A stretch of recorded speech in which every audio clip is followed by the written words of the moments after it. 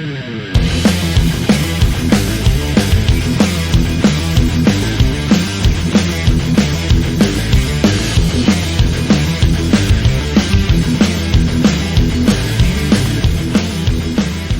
wrestling card collectors, welcome to another edition of WTCtv. Today I am with a new friend, I hope, named David from it's the Midwest All-Star Wrestling, correct? Correct. Yep. Making sure. MAW. And yes. Midwest. What's the acronym? What's the name? The acronym again?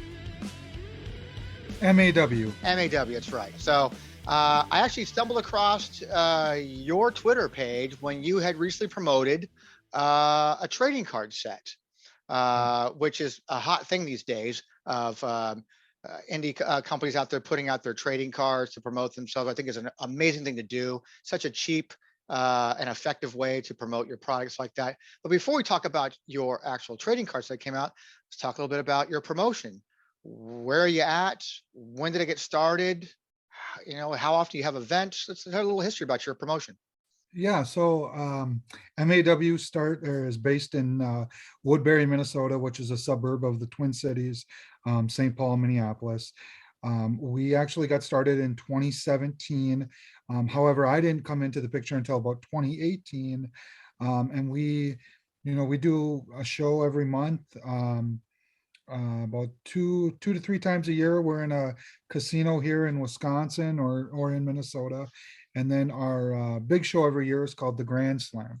And that's a show to give back to a nonprofit to raise awareness for domestic violence and sexual assault. Which you just had recently, I believe, right? Yeah, November 13th, we had it here.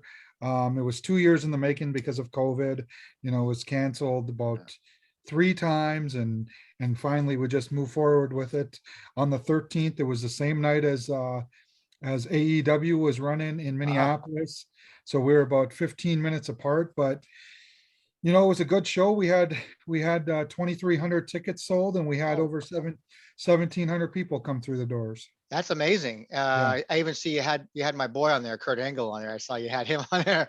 Yeah, we had Kurt Angle, Jerry Lawler, Tatanka, Too Cold Scorpio. Nice. A local legend, Charlie Thunderblood Norris. He was in WCW back in the day. Gotcha. And then Mr. Anderson, Ken Anderson, was on the card as well. And he runs the School of Professional Wrestling here in Minneapolis. That's right. He's in that neighborhood. That's right. He's from that area, like that. So he's a Wisconsin just down the boy, road right? from me, actually. Yeah. So there's actually, you do some good things with with your promotion as well, like you said, for raising for charities like that.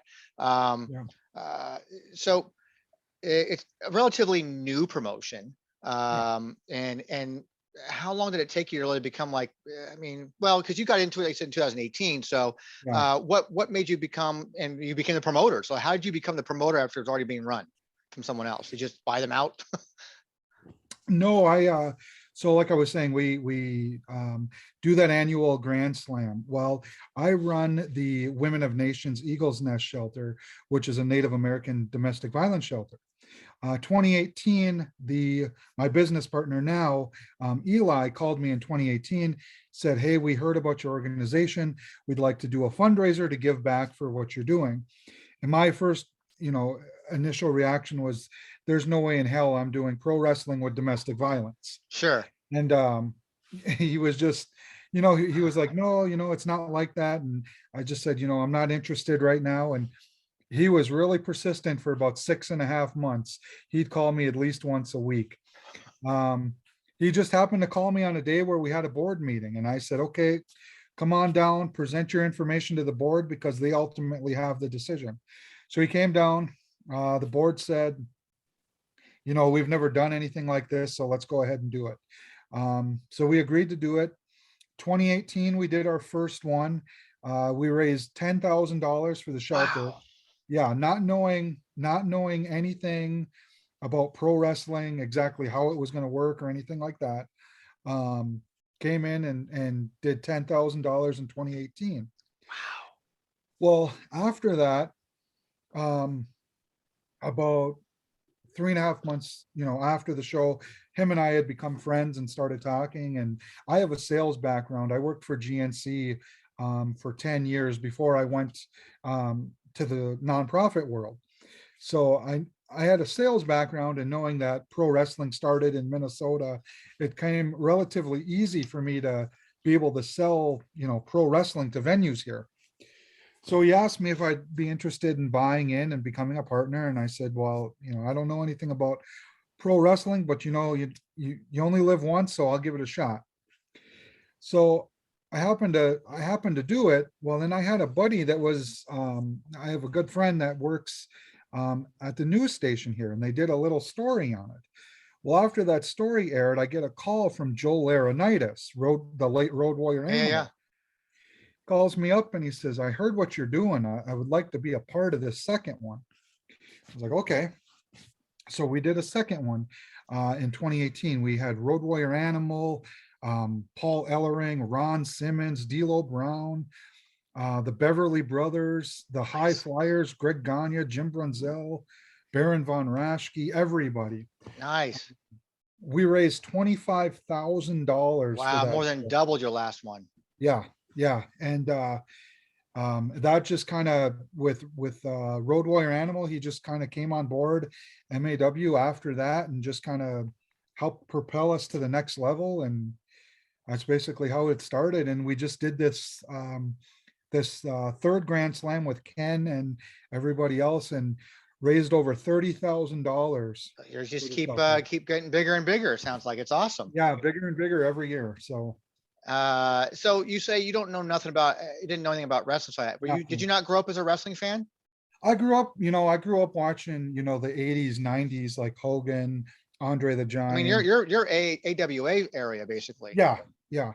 A little bit of, AWA that I remember as a kid, and everybody Hulk Hogan, Ultimate Warrior sort of thing, but never really paid attention, other than what I saw on TV.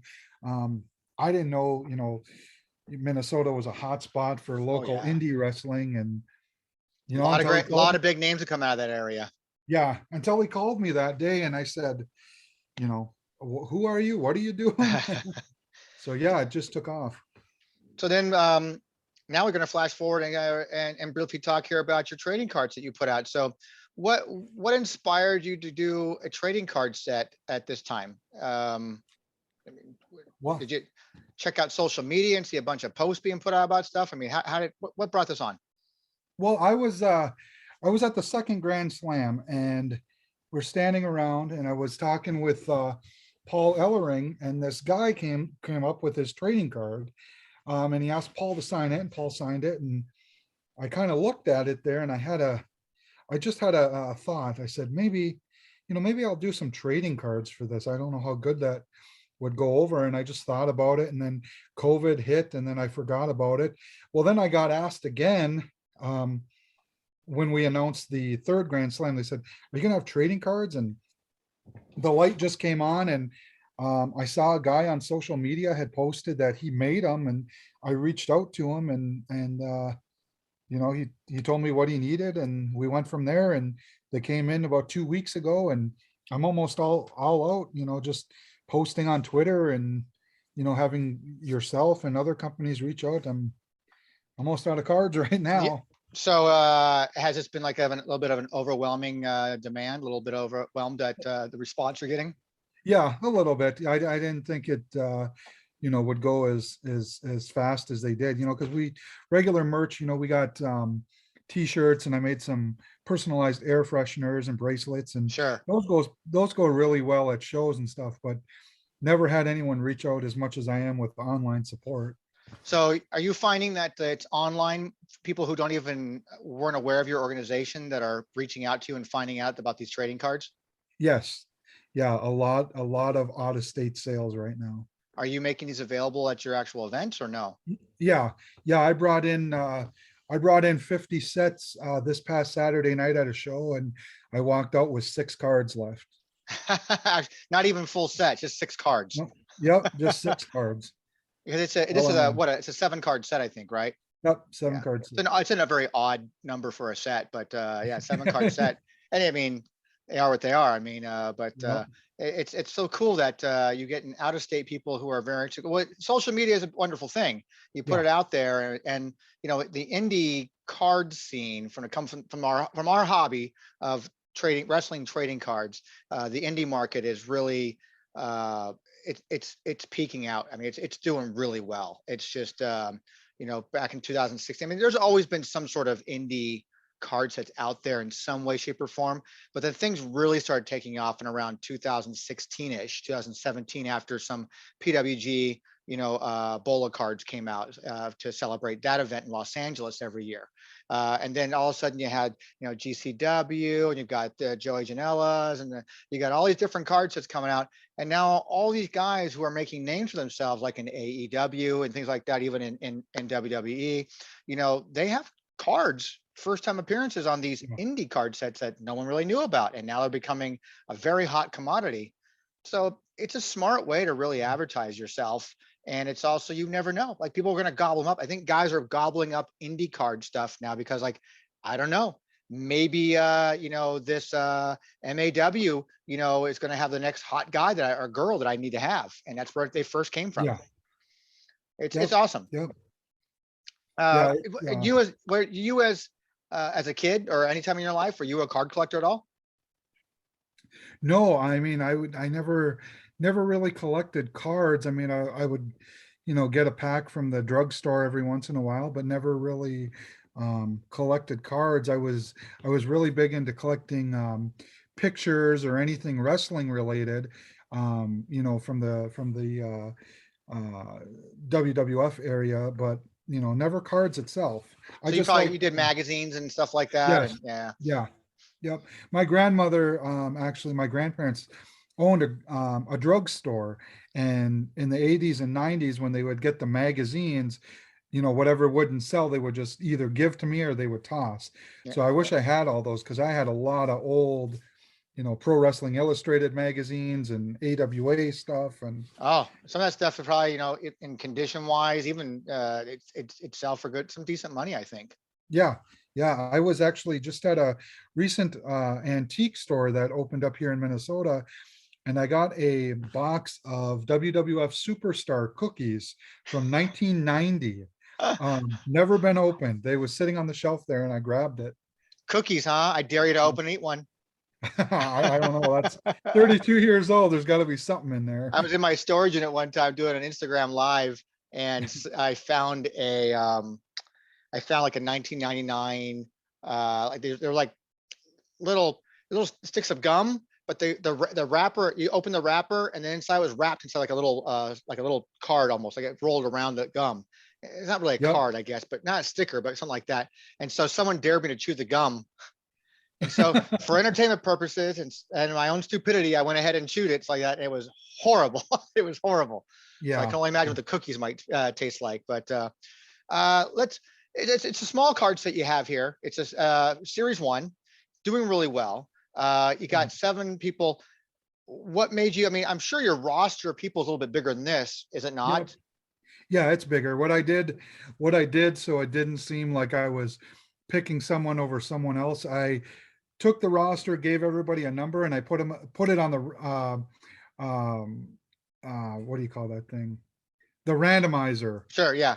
And every single number that would come up, the first 7 numbers that came up, that's how I decided who was getting a card to start with. And then you eliminate them for series two, though. Yep, yep, Yeah. exactly. I was gonna. So it's an interesting topic here. Then is I've actually had an interview before with a photographer before who shoots a lot of the stuff that's used for the GCW and other types of indie card sets like that. So I get his perspective on his play on how his part of the whole process of getting it from snap to card. You know, what is that process like for you to get this card set made? Are there legal things you have to go through, legal hopes? Do you have to get any like permissions and things like that, or as a Uh, promoter, do you have like, hey, it's my promotion, I can make whatever I want? no, the photographer that comes to all of our show, it's a company called Indulging Disorderly. And she's been with us since 2018. She came to the first Grand Slam when she heard about it. Well, ever since then, She actually came on and started working for me at the shelter. She's the director of facilities during the day. So, You guys and have all every become like show this she really comes, close knit family now. I mean, yes, yeah. Every show we're at, she does all of our photography. And I told her I wanted to do, the cards and whatnot. And she said, you just tell me what images you want and I'll give them to you.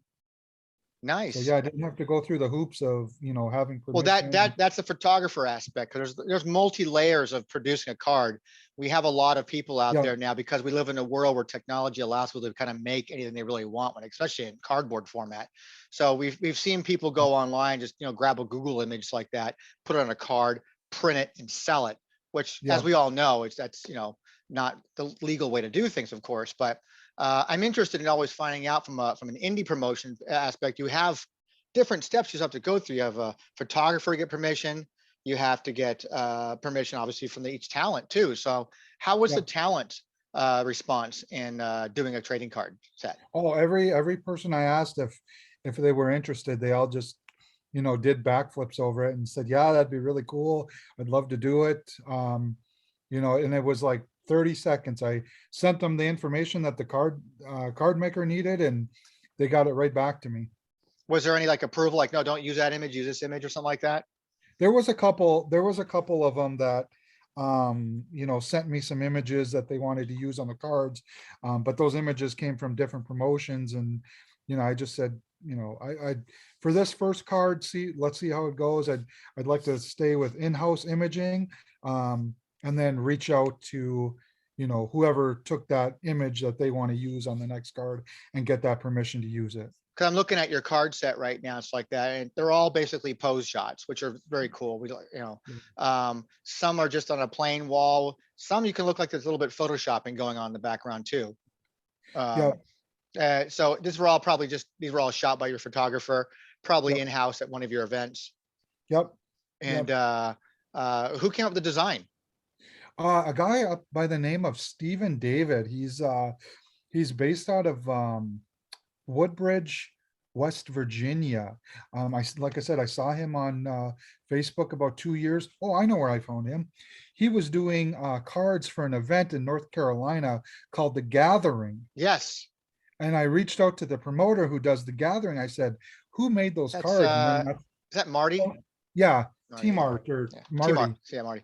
Yeah. And he told me, gave me David's information, and that's how we kind of connected.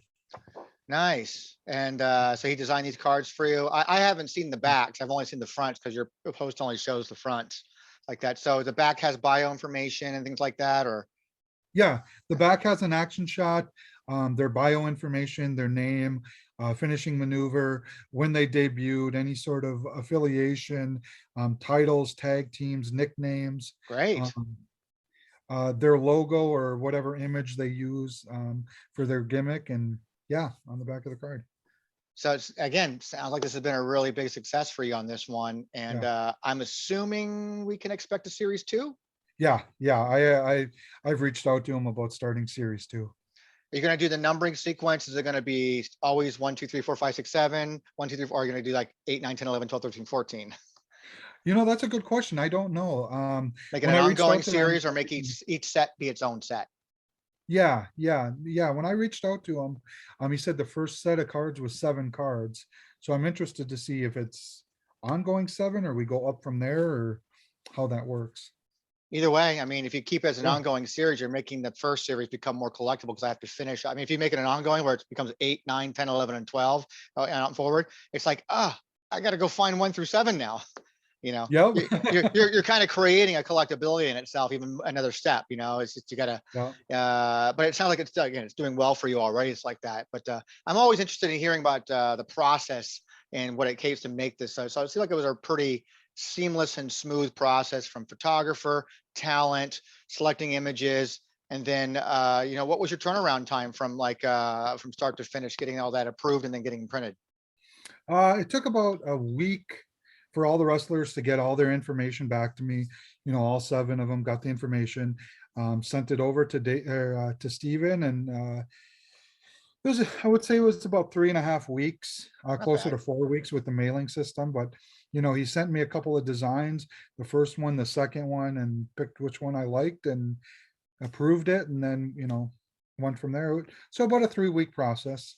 That's not bad at all. I mean, really not bad at all. I did my Kevin Nash autograph card this year. Is my first card I ever produced, and my turnaround time from well, design was already done, so I paid the artist for the rights to do a trading card, and from that time I actually had it uploaded to the sites where I wanted to have them done and have it created and printed and submitted. It was like 2 weeks, Yeah, so yeah. it wasn't that bad at all. So, um, do you have a print run total on these? No, no, I don't.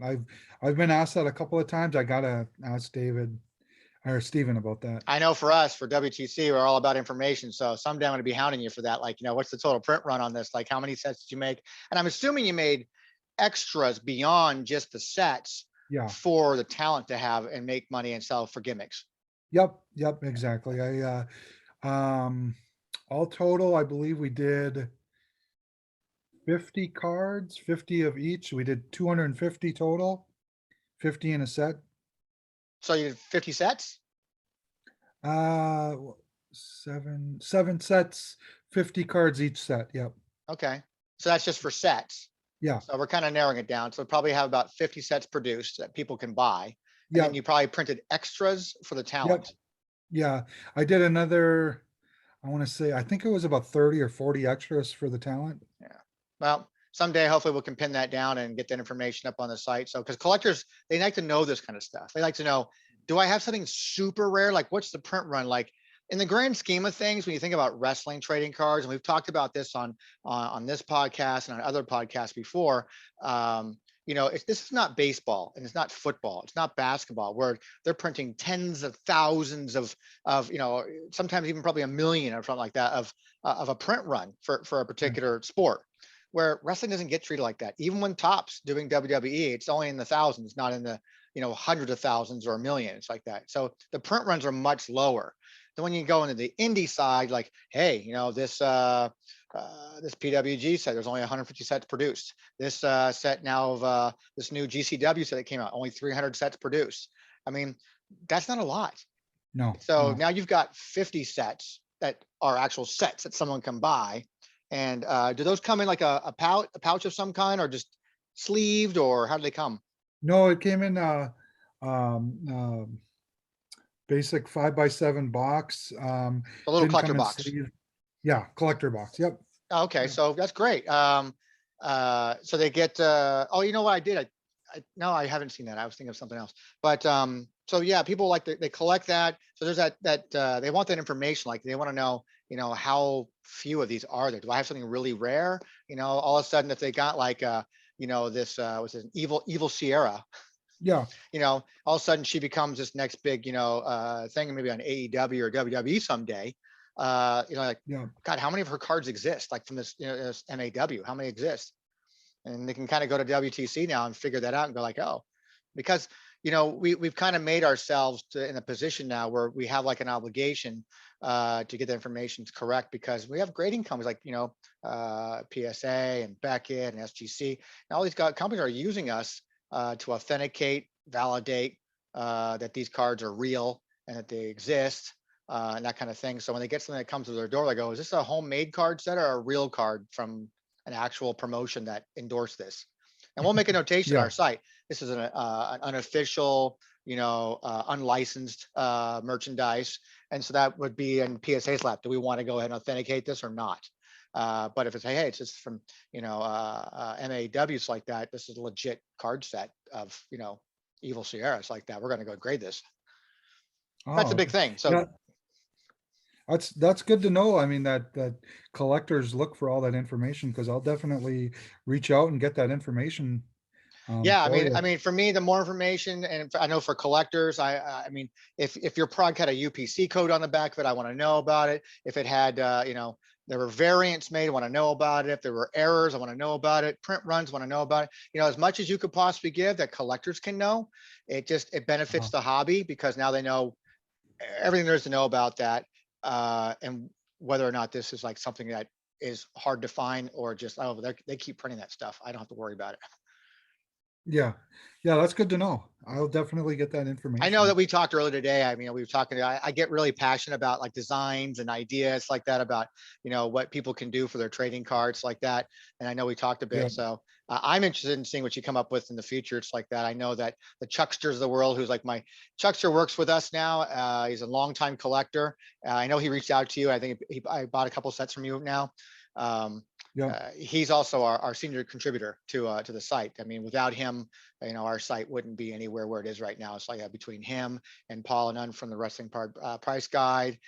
We have another guy named Armand. These guys are instrumental in keeping up to date, not only with all the major releases like Upper Deck and Tops and Panini going forwards like that, but even for the small independent places like yourself and even the other organizations across the country and the globe, actually, they're into that stuff. And without that information from them, I don't know where we'd be. So great to know. I'm always thankful for them. So if you get an email or a message from a Chuckster or myself or some other, Yeah, we're just trying to get information, man, to get to the collectors.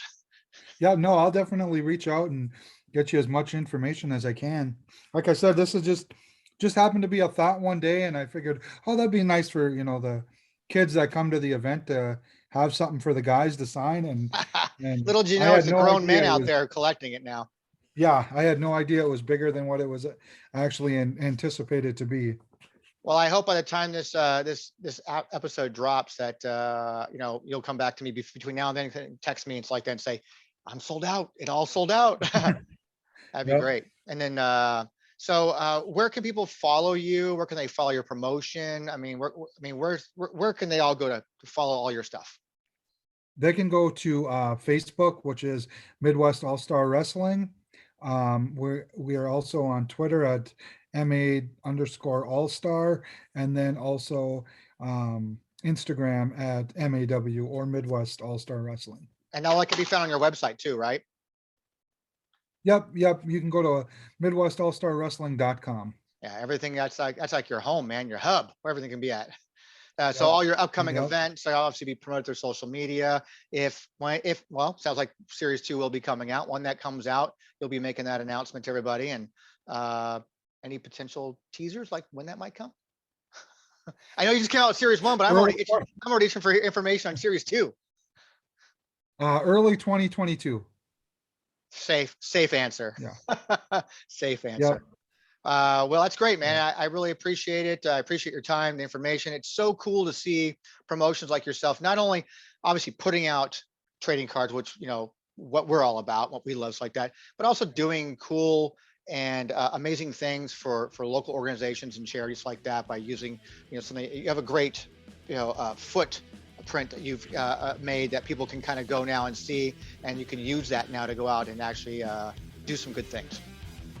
yeah, yep. Awesome, man. So again, I really appreciate your time, and that's all we got for today, man.